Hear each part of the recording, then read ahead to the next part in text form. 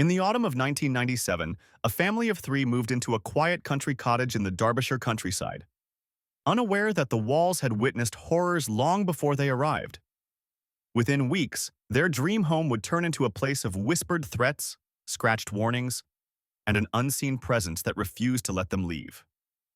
It was October 4th, 1997 when Peter and Margaret Hargrave drove their old Ford Sierra down the winding hedge-lined lane leading to Renshaw Cottage. In the back seat, their 15-year-old daughter Lucy stared out of the window with the sullen boredom of a teenager who'd rather be anywhere else. The cottage emerged from the morning mist. 2 stories of weathered stone, its thatched roof bowed slightly with age. The front garden was wild and overgrown, ivy curling up around the windows like green veins.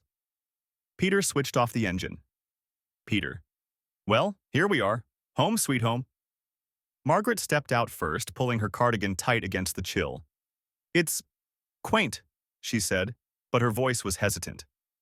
Lucy barely looked at the house before muttering, "It smells old." A faint creak came from somewhere inside, though all the windows were shut. Peter laughed it off.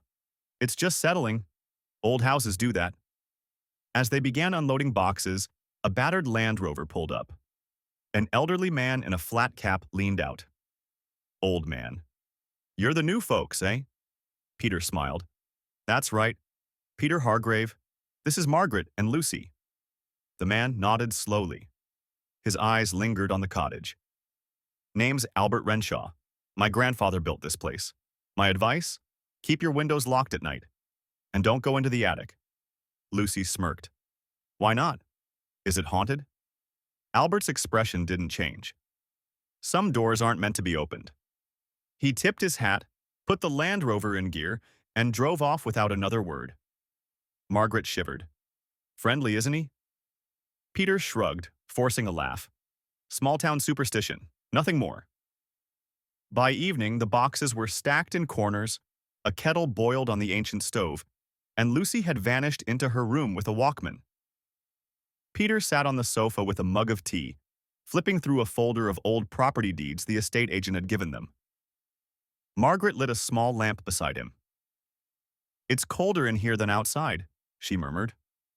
At exactly 9:47 p.m., a sound echoed through the cottage, a slow, deliberate tap, tap, tap from above.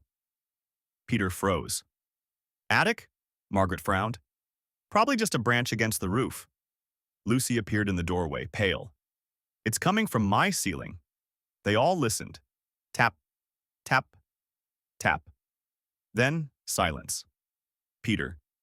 "We laughed about it that Cobertura. night. But Tá something tudo about the ótimo. rhythm. It felt like someone wanted us to notice. It wasn't wind. It wasn't random. It was deliberate." The next morning, Peter decided to explore. He found the attic hatch in the upstairs hallway. A wooden ladder was folded up against it. He pulled the string. The ladder unfolded with a groan, dust cascading down. Margaret appeared at the foot of the ladder. "Don't," she warned. Peter smiled faintly. Just a quick look. But when he tried the hatch, it wouldn't budge. There was no lock on the outside, yet something heavy seemed to press against it from above. As he stepped down, Lucy's bedroom door clicked shut behind her, though she swore she hadn't moved. Lucy's room is dimly lit by morning light. On her desk, a glass of water shakes slightly, as if from a vibration. In the background, her closet door, which had been ajar, swings slowly open. Lucy's voice from behind the camera. "Mum? Did you move my door?" The tape cuts abruptly. A week later, Peter was away on a work trip. Margaret tucked Lucy into bed early, then settled downstairs with a book. At 11:12 p.m., she heard footsteps pacing slowly in the upstairs hallway. "Lucy?" she called, but got no answer. When she climbed the stairs, the hallway was empty. Lucy was asleep in bed, her breathing deep and steady. As Margaret turned to leave, a whisper brushed past her ear. "Not hers. Yours?" She spun around. No one there. Margaret sits before the camera, wringing her hands. Margaret. It was so close I felt the breath on my skin. I didn't want to tell Peter. I knew he'd try to explain it away. but I couldn't explain the smell, like wet earth, that lingered after. Lucy began bringing home strange sketches from school, black crayon outlines of the cottage, but always with a tall, faceless figure standing in the upstairs window. When Peter asked about it, Lucy shrugged. He likes that spot.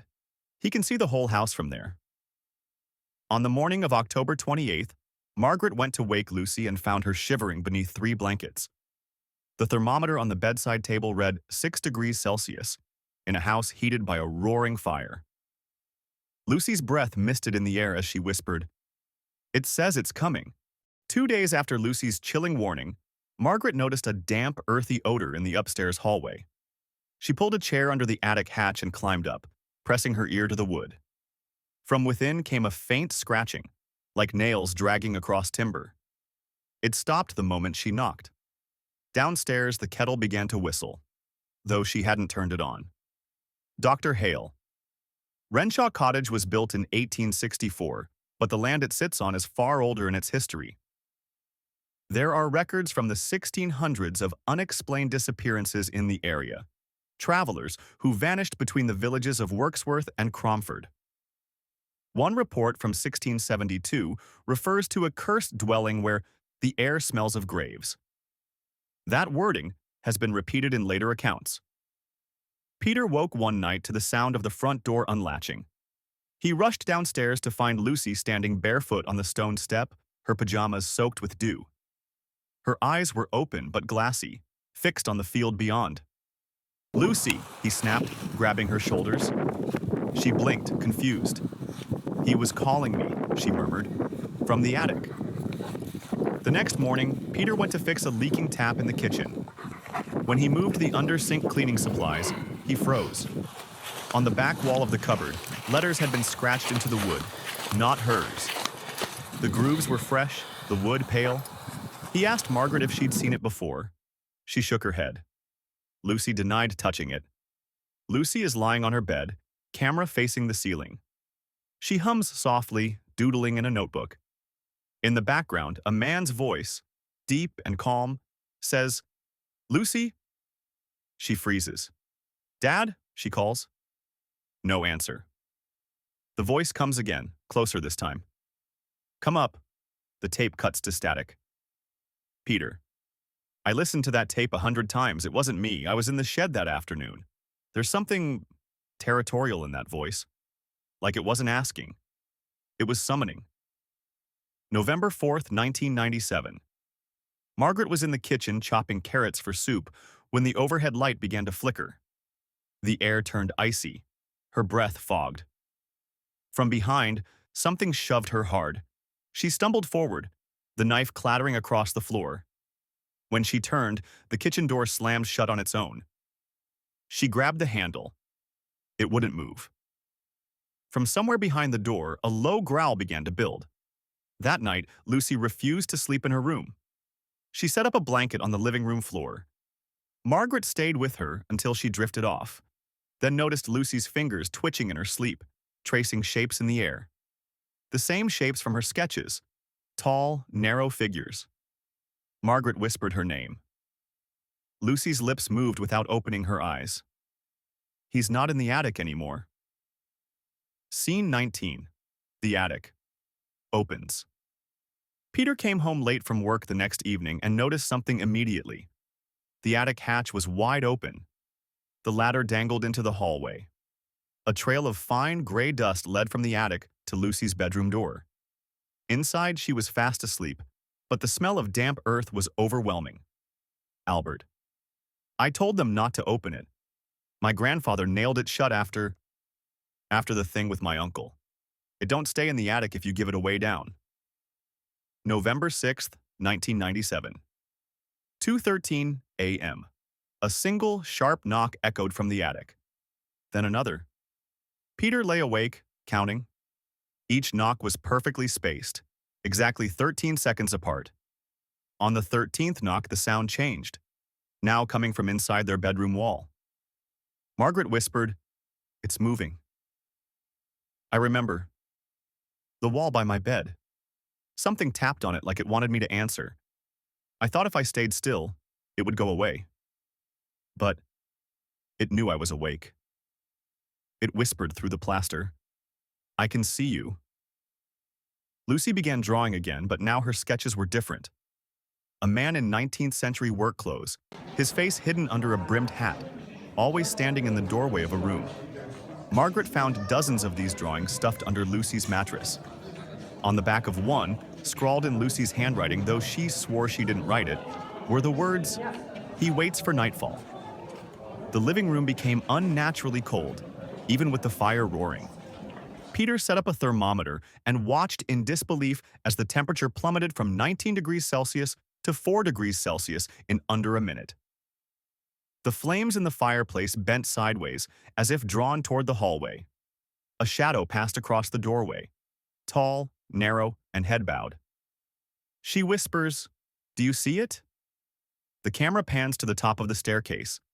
At first, nothing. Then, a man's bare foot steps onto the landing, pale and dirty, before retreating into darkness. Peter decided to search the attic fully. Under the insulation, he found a trapdoor in the floorboards. Inside was a cramped, hidden space with rotting bedding, a rusted lantern, and the skeletal remains of a small animal, its neck broken. On the wall, carved deep into the wood, were the words, "She is mine." Lucy's behavior shifted. She spoke in a deeper voice when tired, muttered about the cold man standing behind her. Peter woke one night to find her sitting at the foot of their bed, staring at him with an expression that wasn't hers. When he called her name, she smiled faintly and said in a rasp, "Not hers." A storm raged outside. Power flickered. Margaret grabbed Lucy, insisting they leave. As they reached the front door, it slammed so hard the glass shattered inward. Every light in the house turned on at once. From the hallway, footsteps thundered down the stairs, heavy, deliberate, too fast to be human. A shape appeared at the bottom. A man, brimmed hat shadowing his face, his head tilted. The lights went out. Peter, distraught. When I woke up, the sun was up. The front door was open. Margaret was on the floor, bleeding from her head. And Lucy? He breaks down. Lucy was gone. The search lasted 3 weeks. No trace of her was ever found. For 21 days, the local constabulary, search dogs, and volunteers scoured the surrounding fields, woodland, and abandoned barns. They found only one clue, a child's sketchbook, half buried in mud a mile from the cottage. Every page was soaked except one, the drawing of the man in the brimmed hat, now with long claw-like fingers reaching toward a sleeping girl. Ellison. We had no signs of forced entry. No footprints except those belonging to the family. If you ask me, that house didn't just hold her. It took her. He pauses, lowering his voice. One of my men swore he saw a figure in the upstairs window the day after we sealed the property. We'd already cut the power. December 1997. The Hargrave family never returned. The cottage was boarded up, its contents left inside. Locals say on still winter nights, you can hear knocking from the attic, always 13 beats apart. Margaret refused all media interviews. Peter left the village in 1999. They divorced a year later. A grainy phone recording surfaces online in 2005. 2 teenagers breaking into the cottage at night. They laugh, explore the kitchen, then hear slow footsteps above them. The video ends abruptly as the camera swings to the staircase. A tall figure in a brimmed hat, standing motionless halfway down, head bowed. Lucy Hargrave was never found. No body, no trace. The case remains one of Cumbria's most unsettling disappearances. Some believe Elias Wren's spirit still walks the cottage halls, waiting for another winter night, and another child to claim. And if you ever pass Renshaw Cottage after dark, count the knocks. If you reach 13, don't answer. If you enjoyed this case, subscribe for more real horror. And remember, the truth hides in the dark.